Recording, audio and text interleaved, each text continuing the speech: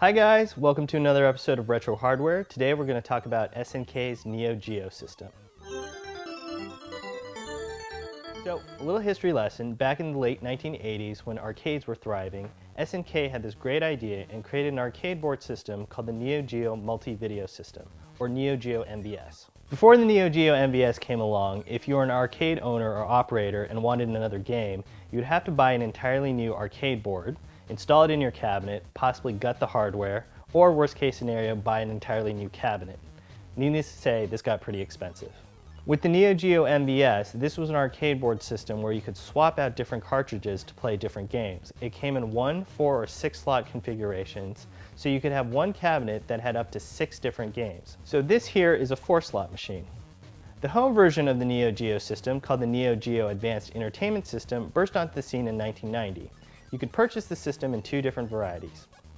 The Gold system, which cost $649 at launch, came with 2 controllers, had your choice of pack-in game, Baseball Stars Professional, Magician Lord, or NAM 1975.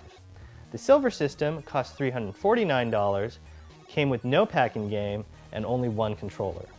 Everything about the Neo-Geo was expensive, with single games costing $200.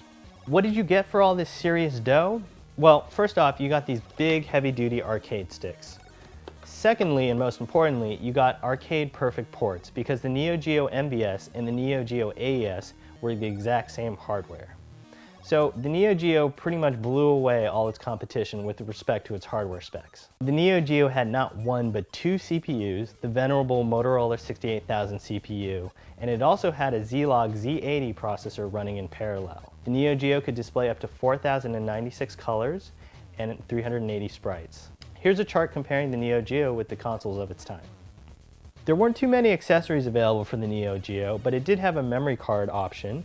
You could save your high scores and level progress. You could also use this memory card not only with your home console, but also in arcade machines. Let's talk about games. The Neo-Geo is primarily known as a fighting game system. Memorable titles included the Fatal Fury series, which was SNK's answer to Capcom's Street Fighter series. You also had the Samurai Showdown series, which introduced weapons into fighting games. The King of Fighters series, which pitted various SNK characters against each other. Another great series was Metal Slug, which wasn't a fighting game, it was a run-and-gun Contra-style game with fantastic artwork. When it comes to collecting for the Neo-Geo, the system itself isn't super expensive, but it's the games that can reach astronomical prices. Games like the US release of Metal Slug 1 and 2 have sold for several $1,000s.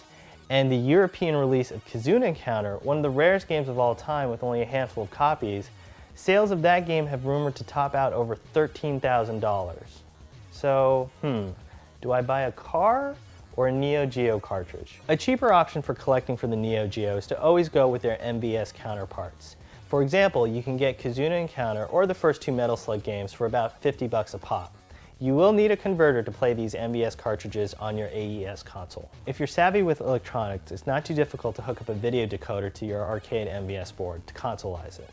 Plus, the home controllers plug right into the arcade board. One of the things I have to give the Neo-Geo huge props for was the system's longevity.